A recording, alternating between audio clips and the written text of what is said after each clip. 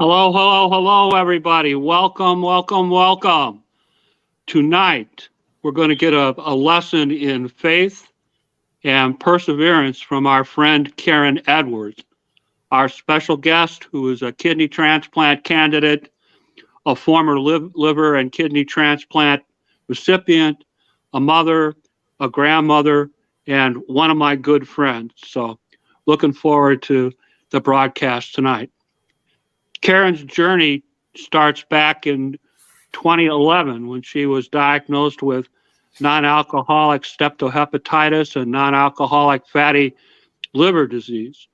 She had a gastric bypass in the fall of 2012, helping her liver to be stable until 2017.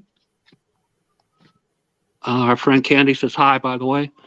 After a period of time and a move from California to Colorado, she consulted with a hepatologist who diagnosed her with liver failure.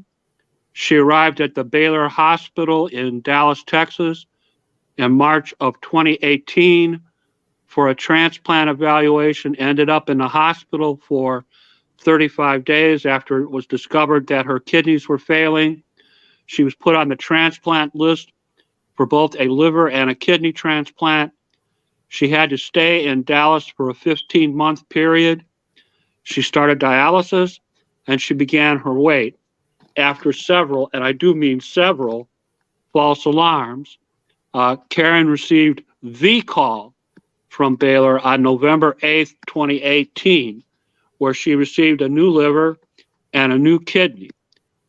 However, her recovery was very, very difficult, and she had a sleepy kidney. That's a kidney that doesn't want to wake up. She was still on dialysis for several months after the transplant. She ended up with a feeding tube and in rehab. She was in respiratory distress. Karen, you got all kinds of folks here saying hello. Candy and Bobby Reed, Kent. Oh, that's nice. Popular girl today. So by Christmas of 2018,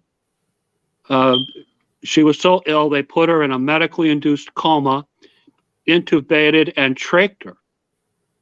Now get this, she did not wake up until Valentine's Day of 2019. By that time, she was sent back to rehab.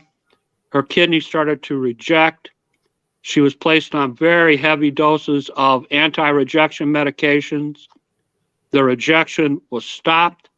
She was not released until May of 2019 and not home again in Colorado until June 5th, 2019. Steve Bundert says hello too, Karen. You got a lot of friends on here tonight. That's nice.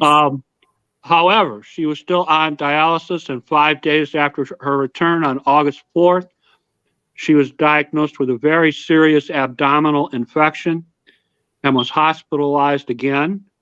It was discovered she was bleeding from a vein behind her ulcer, leading to yet another surgery.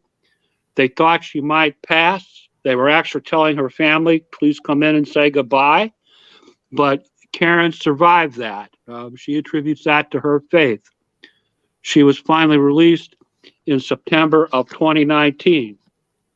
In September of 2021, after routine kidney check, she was told that she would need another kidney transplant from a living kidney donor. Currently, her kidney function is low, her creatinine is high, and she has been placed on the inactive list due to a urinary tract infection and an access issue.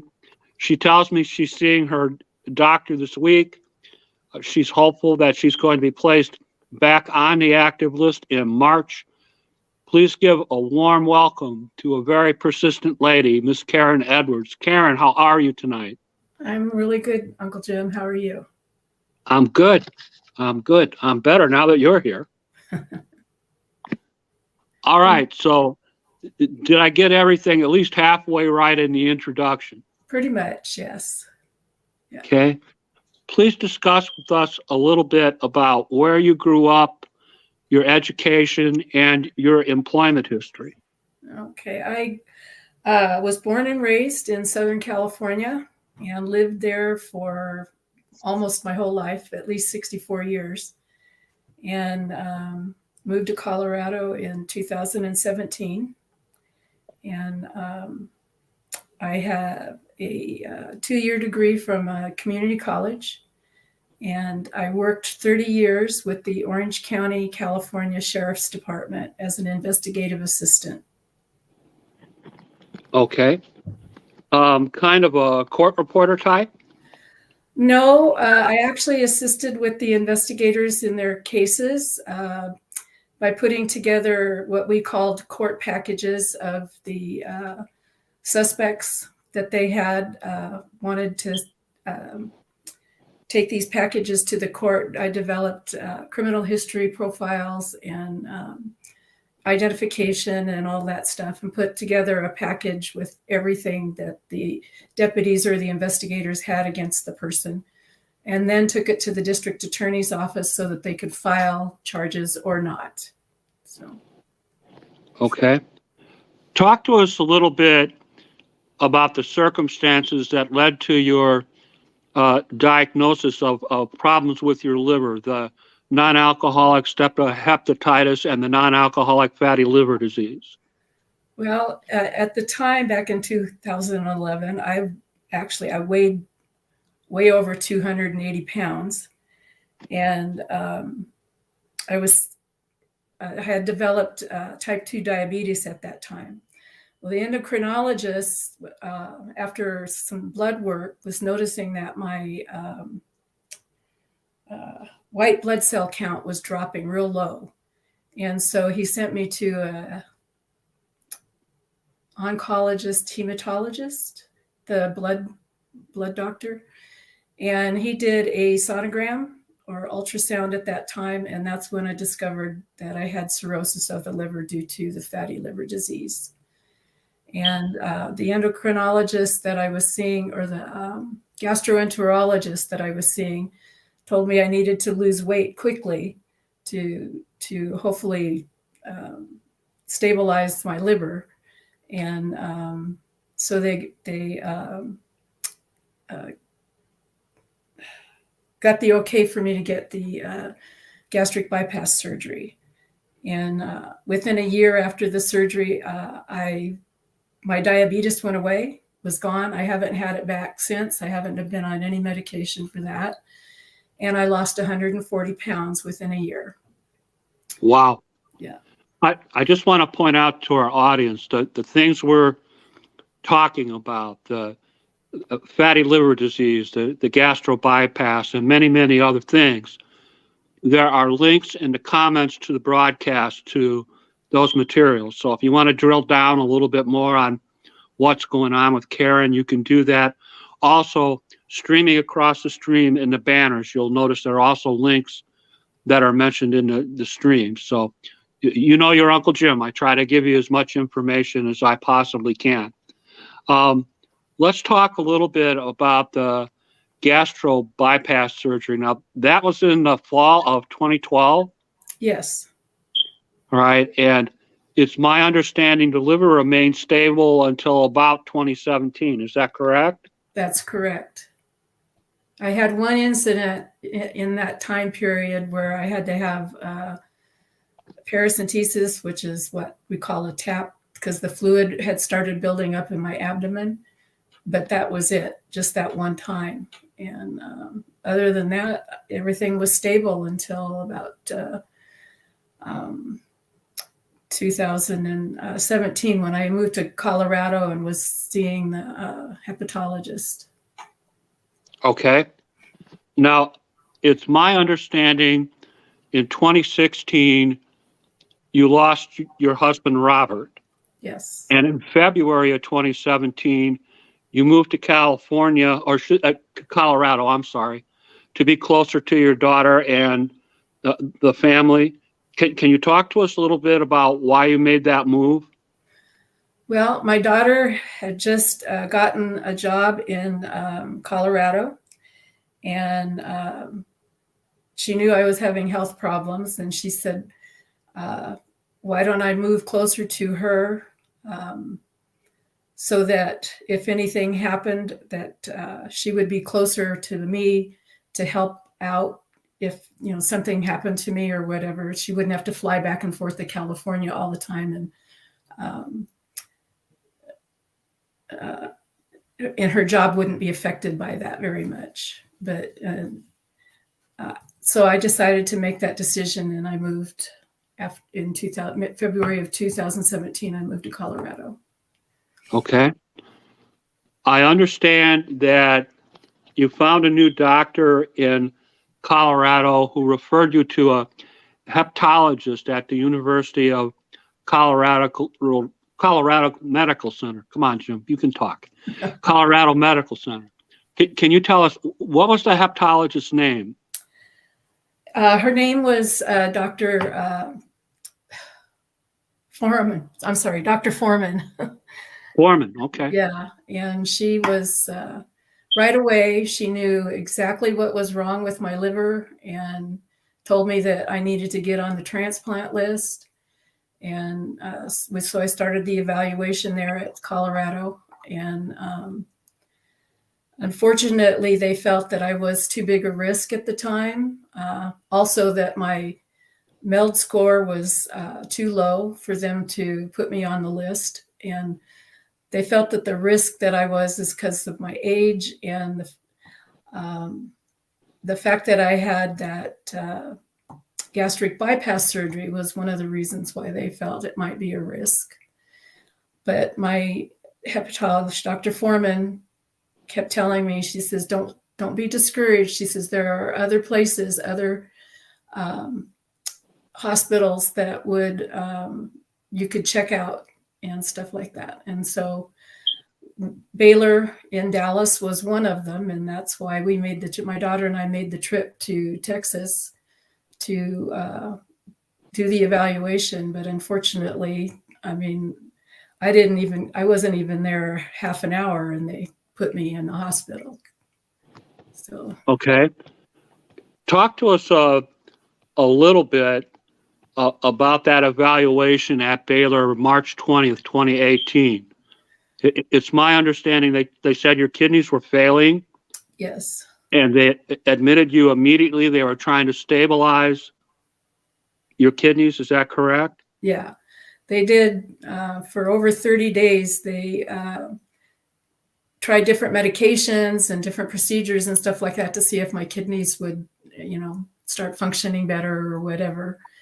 I really didn't go through the evaluation process very much because I was in the hospital, but my daughter went through all of the classes and everything else for the evaluation. And the head of the transplant unit came and talked to me several times, and then they decided that, yep, I'm a candidate for a transplant, and they put me at the top of the list for a transplant. But because I was losing a lot of weight at that time, and a lot more weight besides what I had already lost, and because I'm short, they had to wait to find someone who had a liver that was compatible with my body. And the saying, I'm making a joke, but the saying is, everything is bigger in Texas. I had to wait because there wasn't any small ones. I understand that you're about 5 foot tall, correct? Yes. And all of 120 pounds? I was then, yes. Okay. During this period of time, our friend Kent wants me to ask, were you having difficulty with pain? What was your pain level during this time? I had no pain at all. None. Okay. I understand that you were asked not to leave Dallas until transplant because they had this difficulty trying to find a liver that fit you. Right. Their requirement was that you had to be within 6 hours of Dallas or the hospital. And of course, Colorado was a 12-hour drive. And they didn't really feel that if they called me, that I could get on a plane fast enough to receive the liver and kidney. So they made me stay there. So I had to rent an apartment and stay in Dallas. And I had no family there. I had no friends, but I was very fortunate. I had a wonderful friend who came and stayed with me for 6 months while I was there. So I really was not alone, but I wasn't with my family at all. And my daughter came as much often as she could, and my granddaughter and my son-in-law and son and my sisters would come, and my brother would come every now and then. But it was still hard to be there without family for that long. Okay. I understand that 2 months after the evaluation, you received a call from Baylor, and they said they had a kidney and a liver for you. Yes. Can you tell us what happened? Well, the call came from actually from Fort Worth, Baylor, and they were able to, I mean, because they were so close together, they worked. You could go either place if they had a place. But I got to the hospital. I got all prepped and ready to go to the surgery. And about 10 minutes before they were going to take me to the OR, they decided to do a EKG on me. And when they looked at the EKG and compared it to one that I had in April, they noticed that there was a little something different on it. So they canceled the surgery right then. So, and then they had to wait for overnight for the cardiologist to come in and talk to me. And it was disappointing because the cardiologist said my heart was like a teenager. There was nothing wrong with my heart. So anyway, but that didn't work out. So that wasn't the liver and kidney for me at the time. So Okay. I understand that in addition to this, you had at least 2 more false alarms where you got calls, but it wasn't transplant day for you. Is that a fair statement? Yeah. Yeah, they would call, say, come to the transplant unit, sit outside of the unit, and we'll call you if it's a go. And they called, but it wasn't a go both times. Ouch. Yeah. I understand that on November 8th, 2018, you received the call Yes. from Baylor. Can you tell us a little bit about what happened? Well, we drove down to, again, this was from Fort Worth, Baylor, or Baylor in Fort Worth, and got to the hospital, got checked in, and this time it was a go. And I got all prepped and got down there, got into the pre-surgery area and, talked to the surgeon and the anesthesiologist, and I was gone for the surgery. I understand that your surgery was 10 to 12 hours long. Is that right? That's correct. And you woke up with a new liver and a new kidney. Yes. Okay, so we had a double organ transplant at that time. Right.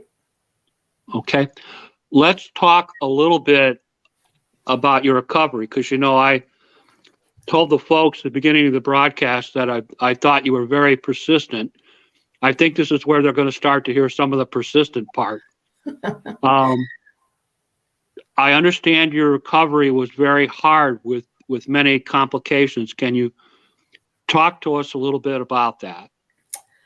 Well, one of the things is that prior to the surgery, I was hungry all the time. I couldn't get enough to eat. The first thing that I noticed when I came out of the surgery, I didn't want any food at all. I didn't, even water, I just didn't want any food. I didn't want any drink or anything else. And so they ended up putting me on a feeding tube because I wasn't eating and I wasn't getting nourishment. And that wasn't going to help my recovery. And then I got sent to, on Thanksgiving Day, I got sent to a rehab center to start rehab. And it was sometime, and it was, Thanksgiving, and I didn't get to have Thanksgiving with the family. And we had planned a Thanksgiving dinner in Dallas. Everybody from my family and my son-in-law's family were coming to Dallas to have Thanksgiving in Dallas because I couldn't leave. Well, I was in the hospital for Thanksgiving, but they came anyway. So I did get to see people for Thanksgiving that time. But the week of Christmas, and that's all I can remember, is that it was really close to Christmas.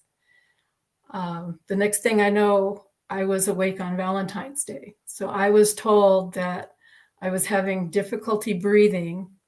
They took me back to the hospital and had to put me on a breathing tube and or intubate me, and ended up with a tracheotomy and stuff for that. So that was the 6 weeks there. And then I woke up and spent a few more days in ICU, and they sent me back to the regular transplant unit. And I stayed there for a couple of weeks while I was recovering, still on a feeding tube, still didn't want to eat. But then I was sent back to the inpatient rehab center where I was slowly recovering, doing physical therapy, occupational therapy, whatever, trying to eat. And I just had no appetite and stuff still. They felt I was really still real sick, but they were thinking of letting me go back to Colorado towards the end of March, first part of April, to be taken care of by the transplant clinic here in Colorado, so I could get back home and hopefully my recovery would get better. My kidneys started to fail or reject. And so then I was taken back to the hospital, put on, mega doses of anti-rejection medication. And finally, it finally came back. It stopped rejecting. And then again, I was sent back to inpatient rehab and more dialysis. What else? I'm sorry. It's all right. I got you. Occupational therapy and physical therapy and stuff like that. So finally in May of 2018, they released me from the hospital, but I had to stay in Dallas another month or so just to go through the clinic and everything else to make sure everything was okay. At this point, my son was with me. He left his job in California and moved to Colorado, and then came to Dallas and stayed with me for the last 3 months that I was in the hospital to take care of me. So we ended up staying at a hotel near the hospital for a month while, well, not for a month, maybe 3 weeks or so, while I was going through that, to be released to go home to Colorado. So finally, on June the 5th, I think it was, I was actually able to get on an airplane and get back to Colorado. So we're talking about a period of time from November to June of the next year.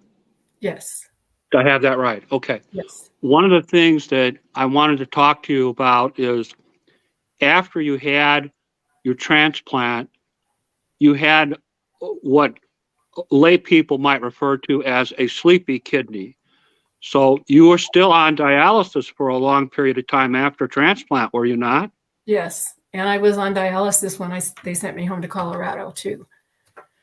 So okay. Yeah. Our friend Lisa Baxter saying hello.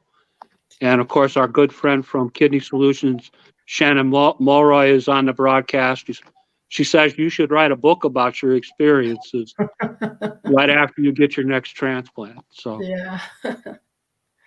let's talk a little bit about the feeding tube. And there's links in the comments. you were actually on the feeding tube for at least 6 months. Is that right? Yeah. In fact, I was still on the feeding tube when I came back to Colorado. So even, and then of course I had infections and stuff and was in the hospital. I was on the feeding tube probably until August of that year, 2018 or 19. Okay. And then you mentioned Thanksgiving, you were transferred to a rehab facility for 3 weeks and then back to Baylor inpatient. Is that Yes, correct? that's correct. Yeah. And then the week before Christmas, you were on physical therapy and occupational therapy when you developed what they are referring to as a respiratory crisis. Yeah. And in order to help you, you were placed in a medically induced coma. Come on, Jim. Coma. So you didn't really come out of it until Valentine's Day of 2019 from what I'm guessing was acute respiratory distress syndrome. Is that right? It could be. I don't remember what they called it. They just told me I was having trouble breathing, which I don't remember at all. I Okay. don't even remember. I mean, I just remember waking up on Valentine's Day. So I remember coming back from physical therapy, getting into bed, and next time I woke up, it was Valentine's Day, and that was like in December. And Wow. So I just I have a note that tells me that when you were awake, you found out your femoral artery and an artery in your leg had actually ruptured. Yes. Is that correct? Yes. Okay. And I just kind of wonder if that was from the surgery that I had, because it was on the same side as where they put the new kidney. It was just right below where the kidney was placed and stuff. But I was told that my femoral artery had burst and I almost bled out. And then once that was repaired, they got that fixed. I can't praise those doctors enough for what they did for me. But after that got done, then apparently a artery or vein in my right leg burst. So they had to go in and stop the bleeding in there also. So when I woke up, I was also on one of those wound packs, they call it, that was draining the wounds and trying to keep them from infecting. So our friend Sherry says that you're a tough cookie. I think you're a tough cookie too. Yeah. Well. I have a note that says around April 1st, your kidney started to reject. You were put on heavy doses of anti-rejection medications, sent back to the hospital, but the medications evidently worked. Is that a true statement? That's a true statement, yes. Okay. And you were released in May of 2019 and returned home on July 5th. What was the reason for the delay between May and July? No, it was June 5th. June 5th. Yeah. Yeah. Even the delay from the time in May was one, they wanted me to stay after they released me from the hospital and the rehab center. The transplant team there wanted to make sure I was still okay, both with the kidney and the liver. So I had to stay there for another week or so just to make sure everything was both okay and to go through a couple of the clinics before they'd let me return to Colorado. Another reason was that my daughter was going to fly home with me because my son was going to drive. They didn't want me driving, but my son was going to drive back to Colorado. And my daughter was going to fly with me home from Colorado. And she was on vacation when they released me. So I had to wait for her to return from vacation to go home to Colorado. Your friend Carrie is saying that you're a true miracle. Yeah, that's my sister. I think Carrie is right. Yeah. I read that after they released you, 5 days after you were returning home, you were back in the hospital with an abdominal infection and an infection in your right leg. And you Well, were in for 4 weeks. Is that right? yeah. The first infection was in the abdomen. In fact, I had had dialysis the day before and woke up the next morning in a lot of pain and ended up in the hospital for the abdominal infection. And I was there through the 4th of July. Probably maybe a few days after that, I was allowed to go home. And then 11 days later, I got an infection in my leg, my right leg, and was back in the hospital for another 2 or 3 weeks. And at that point, that's when I had the bleeding ulcer, and that's where they found the bleeding vein behind the ulcer and stuff like that. So I was back in surgery. And that wasn't fun. Well, So it was and the truth of the matter, Karen, is you weren't doing very well. You were doing poorly enough where the doctors were telling your family that you might not make it. Maybe they want to get in their final goodbyes, that sort of thing. I mean, it's pretty serious. Yes, yeah. There was a point where they told my daughter that there was nothing more they could do for me. And they told her that my heart would probably give out. And she came into my room and we talked. You know, she told me that she and my son would be okay, that if it was, you know, if I wanted to go, go. I was getting tired of being in the hospital, of having them, see me so sick and everything else. But that night, after she left, I began to pray, and I asked God, I said, God, do what is your will, either heal me or, make me better or take me home. I woke up the next morning and I was a totally different person. I was ready to eat. I was ready to talk. I don't know. It was just different. And I attribute that to God answered my prayer that I wasn't ready to go home to him yet. So, but my sisters and my brother showed up, and they just could not believe that I wasn't dying at that point and stuff. But we had a good time reminiscing and talking about things and stuff like that. And we were all very happy. Okay. So. You actually had surgery at some point to stop the bleeding? Yes. Was that before or after the getting better? That was before getting better. Okay. Yeah. All right. And I understand that you were then released in September? Yes. It was like the first week. No, maybe it was just before Labor Day. Yeah, in September. So I was released, went home, and from that point on, I didn't have any more infections,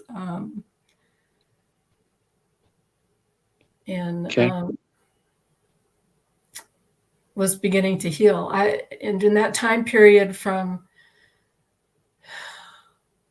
can't remember, but from the time that I had surgery till I came home, I had lost another 50 pounds. I was like 90 pounds when I left the hospital. Yeah. So. Okay. So you were actually released in September of 2019? Yes. Kent is asking me to ask you about a Christmas trip. You're making a face. I'm making a face. We'll come back. Okay. I don't remember the Christmas trip. I understand that in September of 2021, at a routine kidney check, you were told that your transplanted kidney might be failing. How would you characterize how the kidney is doing now? The kidney is stable. It's still at the same place it was in September of 2021. The EGFR is 14 right now. And so it's stable, and I'm not having any symptoms of what they would say that I would need to go. I'm not on dialysis, and they told me I don't need to be on dialysis right now.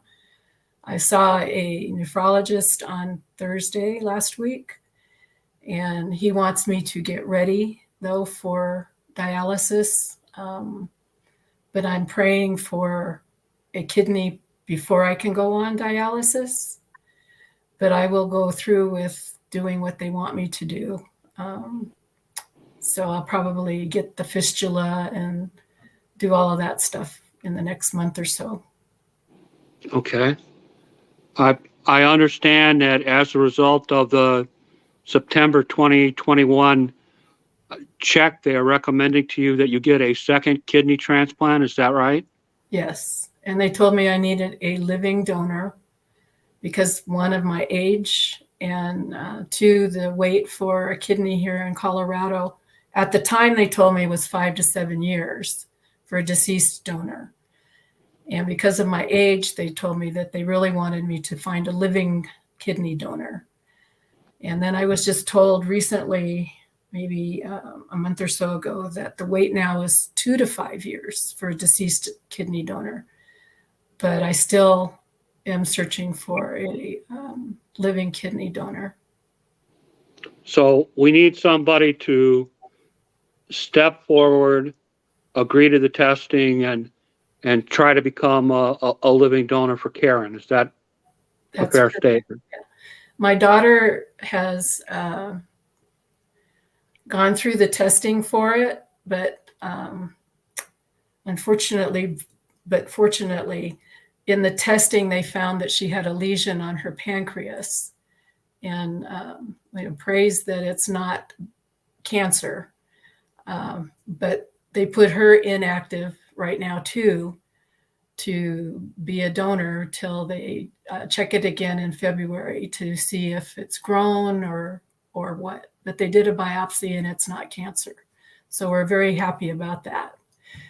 And then there's a young man at the grocery store that works at the grocery store I shop at who wants to be tested to be a donor. So I'm just waiting to see how that's going to go. So we'll keep fingers crossed. But yeah. Okay. How would you characterize your current kidney status? Where are you at with this kidney transplant? I'm not sure. I don't have any qualms about it. The surgeons have told me that this kidney surgery would be a lot easier on me than the liver kidney transplant was. I think I'm more concerned about going on dialysis than the actual surgery. So, okay. But because of my prior history of infections, especially in the abdominal area, I worry about more infections and stuff. Okay. Are you on the active or inactive list currently? I'm on the inactive list due to that UTI and abscess that I had. Okay. And you mentioned to me that there's about a 6-month wait to get back on the active list. Yes. Yeah. So I was put on the active list in August of this year, or last year of 2022. And they told me to check back in March, and we'd see if they would, if I've been healthy enough, they'll put me back on the active list. They told me okay. I won't lose my place on the list, but if a kidney came available, they can't offer it to me right now. So. Okay. I understand that soon you're having a stress test, a heart test, a chemical test. Is that right? That's correct. Yes. All right.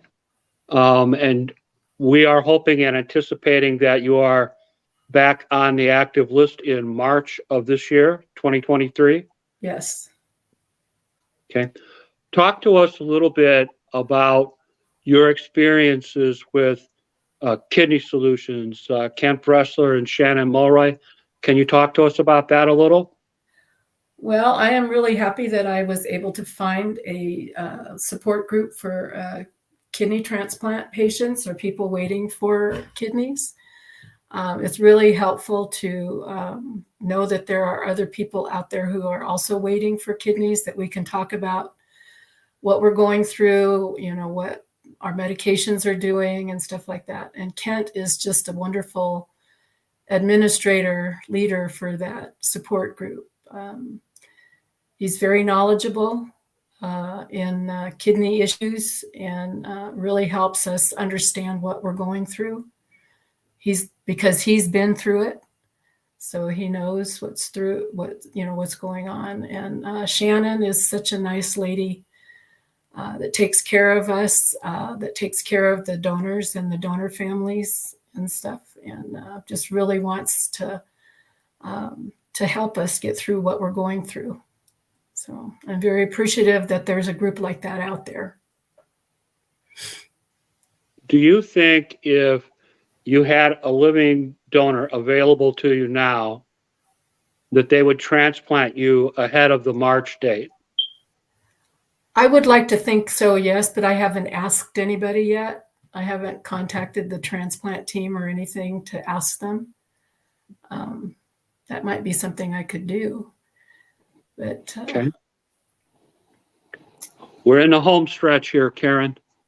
Before we conclude the broadcast for the evening, are there any final statements or remarks that you would like to make? Did I forget anything? Did I get something wrong? No, I don't think so.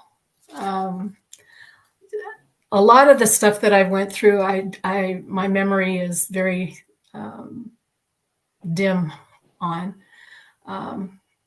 Just, what I told you about is the things that I can remember happening to me and stuff like that. But yeah, I do have a couple of things I'd like to say. If it's okay, I've got a poem about hope that I would like to read to everybody, especially those that are going through the kidney failures and waiting for donors and stuff like that. It's your show, Karen. Okay. This is called Hope. If you carry one thing throughout your entire life, let it be hope. Let it be hope that better things are always ahead. Let it be hope that you can get through even in the toughest of times. Let it be hope that you are stronger than any challenge that comes your way. Let it be hope that you are exactly where you are meant to be right now, and that you are on the path to where you are meant to be. Because during these times, hope will be the very thing that carries you through. And that was by a lady by the name of Nikki Banis. And my faith in God has brought me through a very tough time in my life, health-wise. I never gave up hope that I would ever get through it. And I want to thank all my donor family for their gift of life to me, and to all the surgeons, doctors, nurses, and medical staff, both in Dallas, Fort Worth, and Colorado, for taking really good care of me. I know there's a reason why I'm going through all this, and at some point, God will show me what it is. I also know God has the perfect person and kidney for me out there. Don't ever give up hope. And as a friend of mine says, keep breathing. That's what Mr. Kent says at the end of every support group.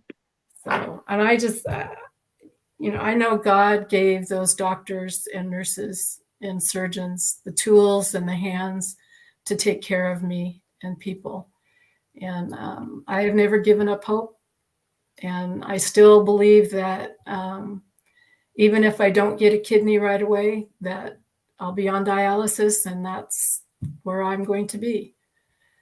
So, But I know Okay. that there's a kidney out there somewhere for me. Excellent. Excellent. Anything else you would like to say before we wrap this up? No, I think that's it. Just thank you very much for having me on and letting me share my story. And I appreciate it. Well, just like I said at the top of the broadcast, you are such a shining example of persistence and perseverance that it's an absolute pleasure to have you on the broadcast. And I think you taught all of us so much this evening just by telling your story and by the example that you set. So, that's a two-way street. I'm more than happy to have you on the broadcast. You did such a terrific job, Karen. Well, thank you, Jim. Thank you. Just a terrific job of telling your story. I have to do some things and wrap up the broadcast. I'm going to let you go. So if there's anything you need or do, that I can help you with, let me know. I want to tell you and our audience, there will be an instant replay of this broadcast that you can watch anytime within the next week, 10 days. So if you missed it or you thought you missed something and you want to hear it again, that'll be available to you. Okay? Thank you. All right. I'm going to let you go, Karen. Let me close up with the audience and thank you again for taking time to speak with us. Okay. Thank you very much. All right. Take care, my friend. You too. All right, everybody. What a great night.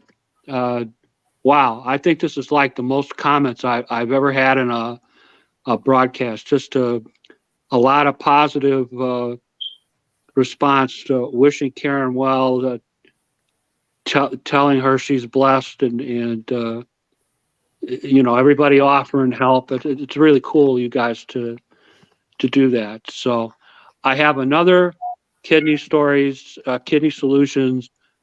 guest next week. His name is Greg. He has a very, very interesting kidney story. So you don't want to miss that. And with that, I will say good night to everybody and, have a very, very pleasant evening. Thank you so much for watching.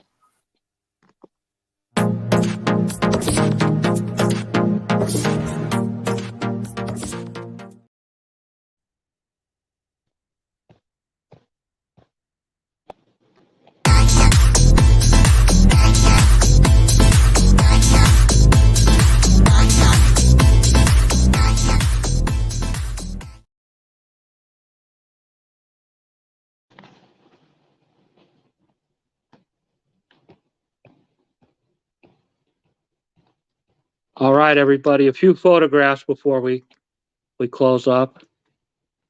I think that's Karen and her daughter. Karen and her granddaughter. Karen at the Rockies game. My best guess is that's her son. And granddaughter again.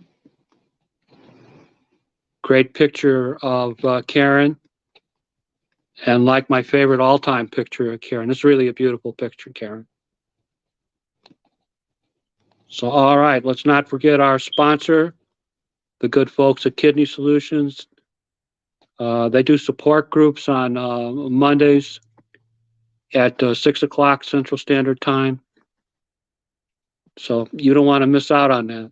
All right, everybody have a good evening, and I'll see you next week. Take care. Bye-bye.